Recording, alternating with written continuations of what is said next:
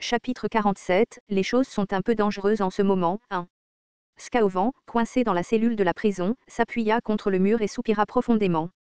Ah, j'ai dû perdre la tête. Pourquoi ai-je fait ça? Logiquement parlant, peu importe à quel point l'escrime du jeune seigneur était exceptionnel, entrer dans la forêt des bêtes et survivre était impossible. Si c'était aussi facile, le domaine aurait depuis longtemps envoyé un groupe pour l'explorer. Mais parce que le jeune seigneur parlait avec tant d'assurance, Scaovan ne pouvait s'empêcher de croire en lui sans s'en rendre compte. Non pas qu'il y ait de réelles raisons de lui faire confiance non plus. En raison de son faux rapport, les troupes envoyées à la poursuite du jeune seigneur étaient parties plus tard qu'elles n'auraient dû. C'était probablement le plan du jeune seigneur depuis le début lorsqu'il a fait sa demande. Mais en conséquence, Scaovan s'est retrouvé emprisonné comme ça. Tout ça à cause du capitaine. Pourquoi suis-je ici? Soupire Ricardo, le bel homme assis à côté de Scaovan, marmonna Sambermont. Il avait également fini emprisonné simplement parce qu'il était le lieutenant de Scaovan. Je suis désolé. Mais nous serons bientôt libérés. Étant donné que les gens étaient rares dans le domaine de Ferdium, il n'imposait généralement pas de punition sévère aux chevaliers ou aux soldats à moins qu'ils n'aient commis un crime grave. Plutôt que d'imposer des sanctions strictes pour instiller la peur, le domaine trouvait plus avantageux d'imposer des peines légères et de maintenir sa main-d'œuvre. Eh bien, à quoi bon être libéré? Tu seras déchu de ton titre de chevalier et je serai condamné aux travaux forcés. Pour le paresseux Ricardo, les travaux forcés étaient une peine vraiment épouvantable. C'est en supposant que tout se passe bien. Les choses ne se termineront pas aussi facilement si le jeune seigneur meurt dans la forêt. Nous serons morts aussi. Le jeune seigneur n'est sûrement pas mort, n'est-ce pas? Si on y pense, il a toujours eu de la chance, s'en sortant des ennuis malgré tant de ravages.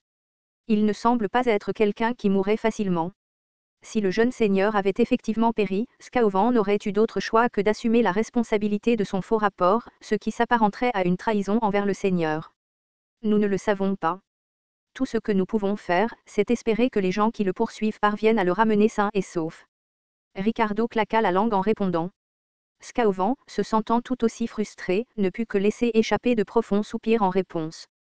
Après un long moment de soupir, Ricardo, apparemment curieux, posa une question. Alors, capitaine, que comptez-vous faire une fois libéré? Peut-être que je vais simplement retourner dans ma ville natale et me lancer dans l'agriculture. Être chevalier ici ne paie pas bien, c'est dur et je suis épuisé. Où est ta ville natale? Scaovan se gratta maladroitement l'arrière de la tête. En fait, ma ville natale est ici. Ferdium? Ricardo lui lança un regard d'incrédulité pure. Ouais, bien sûr, comme s'il te laissait cultiver en paix. Dans un domaine qui manque déjà de main-d'œuvre. Après quelques années en tant que soldat, ils te réintégreront probablement comme chevalier. J'ai vécu ici à Ferdium toute ma vie et je suis juste resté dans le coin. Mais pour être honnête, j'en ai marre. Marre de tout? Je n'ai pas de femme, pas d'économie. Ricardo répondit avec confusion. Qu'est-ce qu'il y a de si difficile à se marier? Les gens se marient même quand ils sont fauchés. C'est moi qui ai peur que les femmes commencent à se battre pour moi si je me mariais. Scaovan fit inconsciemment une grimace d'incrédulité. En regardant Ricardo, Scaovan fronça bientôt les sourcils en parlant. Quel vénard! Pour le beau Ricardo, le mariage pourrait bien être une tâche facile. Ah, si seulement j'étais né avec ce visage. En y réfléchissant, ce type ne travaille même pas dur, n'est-ce pas? Pendant que les soldats de Ferdium se débattaient avec de bas salaires, Ricardo vivait confortablement, ne manquant de rien. Les femmes qu'il aimait formèrent même un club social pour prendre soin de lui et lui offrir régulièrement des cadeaux. Scaovan ne pouvait s'empêcher de penser que le monde était incroyablement injuste. Lui aussi avait du talent et avait enduré des épreuves épuisantes juste pour devenir chevalier de justesse. Mais ce Ricardo pouvait s'en sortir sans rien faire. Si l'apparence était un talent, alors c'était vraiment une bénédiction. Alors que Scaovan se demandait s'il devait évacuer sa jalousie en frappant Ricardo à l'arrière de la tête, une agitation commença à se faire entendre près de l'entrée de la prison. Que se passe-t-il? Alors que Scaovan pressait son visage contre les barreaux, Ricardo fit de même.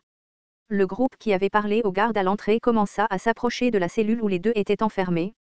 Quand ils virent le visage de la personne devant, les yeux de Scaovan et Ricardo s'écarquillèrent de surprise. T'es jeune seigneur? Jeune seigneur, tu es en vie. Guilain se tenait devant les barreaux, agitant la main avec un sourire. Menteur Scaovan. Comment vas-tu? Et Ricardo, ton visage brille toujours même en prison. Si être beau était un crime, tu aurais été exécuté, pas seulement emprisonné. Rarara. Nous sommes tellement soulagés que tu sois en vie. Scaovan et Ricardo lui offrirent leurs salutations les plus sincères. Maintenant, il n'y aurait aucune punition pour avoir laissé mourir le jeune seigneur. Les deux étaient déjà soulagés par cela, mais Guillain n'avait pas l'intention de les laisser dans la cellule. Il se tourna vers le garde qui l'avait suivi depuis l'entrée et donna un ordre. « Et, ouvre ça. »« Excusez-moi. » Le garde cligna des yeux, confus. Il n'avait reçu aucun ordre de libérer les deux prisonniers. « C'est bon. J'ai déjà la permission. Tu me fais confiance, n'est-ce pas ? » Mais, le garde hésita. Il ne pouvait pas bouger parce que le jeune seigneur avait causé des problèmes en mentant tant de fois auparavant. Après tout, n'était-ce pas à cause de Guillain que Scaovan et Ricardo avaient été arrêtés pour mensonge en premier lieu. Voyant le garde incertain de ce qu'il devait faire, Guillain laissa échapper un rire sarcastique. « Waouh, c'est dur. Vous me traitez comme si j'avais un mauvais crédit. » Avec un haussement d'épaule, Guillain recula et Gillian prit le relais. Crac. Gillian attrapa la serrure et la brisa en morceaux avec sa main. Même si la porte était ouverte, Scaovan et Ricardo hésitaient à sortir. Scaovan, qui aurait pu s'échapper en utilisant du mana à tout moment, était resté sur place pour une raison. S'échapper n'aurait fait qu'empirer les choses. Je vous l'ai dit, tout va bien. Sortez. Vous avez tous les deux été graciés. Comme Guillain les y incitait, Scaovan et Ricardo échangèrent des sourires gênés avant de finalement sortir de la cellule. Merci. Sommes-nous vraiment libres? Oui, vous pouvez tous les deux retourner à vos tâches. Guillain leur tapota l'épaule à plusieurs reprises puis sortit 2 bourses de son manteau. Tiens, prends ça. Curieux, les deux ouvrirent les bourses et regardèrent à l'intérieur. À l'intérieur des bourses, ils les trouvèrent remplies de pièces d'or. Et pourquoi nous donnez-vous ça? Est-ce que tu nous donnes vraiment ça? Les deux hommes furent choqués par cette soudaine démonstration de générosité, mais Guillain répondit comme si de rien n'était. Grâce à toi, j'ai pu entrer dans la forêt des bêtes sans aucune interférence. C'est ta récompense. Il est tout à fait naturel de recevoir une compensation pour un travail bien fait. Contrairement à d'autres nobles, Guillain ne contrôlait pas ses subordonnés uniquement par loyauté. Cela était dû en grande partie à son identité de mercenaire, mais quoi qu'il en soit, il croyait que la loyauté suivrait s'il y avait des récompenses appropriées pour les réalisations. Merci. Nous l'utiliserons bien. Scaovan et Ricardo inclinèrent la tête à plusieurs reprises, souriant d'une oreille à l'autre. Ils étaient déjà ravis d'être libérés sans aucun problème, et maintenant, recevoir une grosse somme d'argent en plus les rendait encore plus extatiques. Très bien, alors. Rencontrons-nous à nouveau un jour. Je t'appellerai quand j'aurai besoin de toi. Oui, s'il te plaît, appelle-nous à tout moment. Prends soin de toi, mon seigneur. Les deux hommes s'inclinèrent à angle droit, s'inclinant profondément en signe de respect. Après tout, celui qui paie bien est le bon, n'est-ce pas? Guillain rigola en sortant de la prison. Omern pourrait le harceler une fois qu'il aura découvert la porte cassée, mais c'est pourquoi il aurait dû l'ouvrir quand on lui a dit de le faire. Même après le départ de Guillain, Scaovan a continué à jouer avec la bourse de pièces d'or jusqu'à ce qu'il demande à Ricardo. Il y a beaucoup d'argent ici. À quoi vas-tu le dépenser? Ricardo réfléchit un instant avant de répondre avec un sourire éclatant. Je suis gâté tous les jours, alors je pensais organiser une fête pour les membres du club social. Je dois leur rendre l'appareil d'une manière ou d'une autre. Avec ça, je parie que nous pourrions passer un moment incroyable. Tu ne vas pas en garder? Quel est l'intérêt d'économiser? Je demanderai au club social si j'ai besoin de quelque chose plus tard. Espèce de vénard. Sentant une fois de plus à quel point le monde était injuste, les lèvres de Scaovan tressaillirent de frustration. Alors que Scaovan était pris entre la joie et le désespoir, Guillain était en route pour rendre visite à Bolinde, qui était allongée dans son lit. Bien que son teint soit toujours pâle, elle salua Guillain avec un sourire à son arrivée. « Tu ne t'es pas encore lavé? Comment va ton corps ?» Guillain répondit en riant à son commentaire. « Je vais bien, alors concentre-toi sur ton rétablissement, Bolinde. » Bolinde était actuellement dans un état où son mana s'était retourné contre elle, l'empêchant de bouger correctement. Elle avait puisé plus de mana que son corps ne pouvait en supporter pour bloquer l'attaque du python sanguinaire, mais elle n'avait pas complètement atténué l'impact. Ses blessures étaient graves, mais le problème le plus important était que la soudaine poussée de mana avait endommagé son système interne, la laissant dans le désarroi. Dans des situations comme celle-ci, tout ce qu'elle pouvait faire était de se reposer jusqu'à ce que son mana se stabilise. « As-tu déjà mangé ?» qu'a dit le seigneur. Malgré son état, Bolinde ne pouvait s'empêcher de s'inquiéter et de harceler Guillain. Elle craignait qu'il soit puni pour avoir défié les ordres du Seigneur et avoir été traîné. Toutes les questions ont été résolues. tu peux te détendre. Belinda semblait enfin à l'aise, fermant les yeux après avoir vu le sourire détendu de Ghislain. Elle pourrait s'évanouir sous le choc si elle savait qu'il avait amené des mercenaires et organisé une démonstration de force. Ghislain décida de garder la bouche fermée à ce sujet pour l'instant. Il lui prit bientôt la main en examinant l'état de Belinda pendant un moment. Je vais t'aider à récupérer plus vite. Hein? Comment vas-tu m'aider, mon seigneur? Belinda le regarda, perplexe.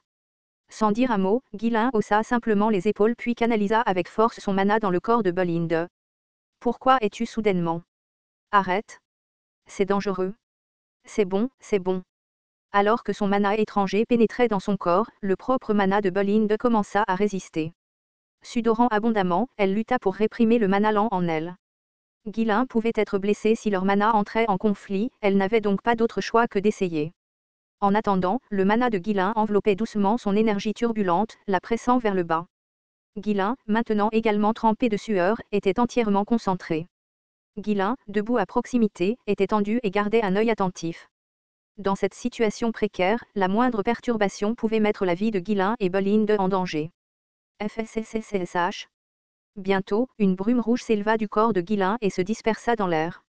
Au même moment, le teint de Belinda s'améliora visiblement. Étonnamment, Ghislain avait réussi à stabiliser son mana qui coulait à contre-courant. Comment as-tu fait? Qu'est-ce que tu as bien pu faire? Belinda, dont le visage avait repris ses couleurs et rougissait maintenant, bégayait d'étonnement, les yeux écarquillés. Elle pouvait clairement sentir le changement qui se produisait dans son propre corps. Le contrôle de Ghislain sur le mana était incroyablement délicat. Manipuler le mana avec une telle précision était impossible pour la plupart des gens, même ceux de haut niveau. Retirant prudemment son mana, Ghislain relâcha sa main. Ouf, ça a marché. Tu devrais être debout et en mouvement après quelques jours de repos. Tu te sens mieux maintenant, n'est-ce pas? Belinda regarda Ghislain avec un mélange d'émotions avant de parler lentement. Ce que tu pratiques n'est pas la technique de mana de la famille, n'est-ce pas? Les techniques de mana de la famille Ferdium n'émettaient pas d'aura rouge. Non seulement la couleur du mana était différente, mais l'atmosphère qu'il dégageait l'était aussi. La méthode Ferdium était robuste mais stable, tandis que le mana de Ghislain était chargé d'une intention meurtrière distincte. Il était naturel que la nature du mana varie en fonction de la technique pratiquée, mais Belinda ne pouvait pas comprendre où Ghislain avait appris une technique qui ne venait pas de la famille Ferdium.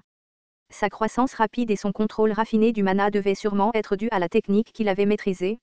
Après s'être frotté le menton à plusieurs reprises, Ghislain parla avec une pointe de maladresse. Eh bien, je l'ai en quelque sorte fait moi-même. Plus précisément, j'ai modifié la technique de la famille pour qu'elle me convienne. Ah, si tu ne veux pas me le dire, dis-le simplement. Tu n'as pas besoin d'inventer des excuses. Modifier une technique de mana pour qu'elle s'adapte à soi-même. Même un génie trouverait une telle tâche impossible. Le concept même d'une technique de mana était quelque chose qui avait été affiné au cours d'innombrables années de développement progressif. Si les techniques de mana étaient si faciles à falsifier, les familles ou les organisations qui les possédaient ne les garderaient pas si étroitement gardées. Je suis sérieux. Une fois que j'aurai plus de temps, je te l'enseignerai aussi, Belinda. Je t'aiderai même à peaufiner ce que tu pratiques actuellement. Alors tu me croiras, n'est-ce pas? Oh, s'il te plaît. Ce que je pratique actuellement est parfaitement bien. D'accord, d'accord. Prends soin de toi et récupère vite. Nous allons bientôt repartir. Oui, maintenant que nous avons beaucoup d'argent, je suppose que ça ne ferait pas de mal de profiter de la vie sans nous en soucier pour une fois. À ces mots, Ghislain secoua la tête. Non, nous nous reposons brièvement et nous repartons tout de suite. Hein? Où allons-nous? Oh, tu vas vendre la pierre runique. Ça aussi, mais, il y a plus à préparer. Le temps est toujours compté, nous devons donc agir rapidement. Belinda cligna des yeux plusieurs fois puis demanda à nouveau. Entrer dans la forêt des bêtes, toute cette précipitation. Qu'essaies-tu de faire maintenant? Tu ne peux pas arrêter ce que tu fais déjà. J'aimerais aussi faire une pause, pour être honnête.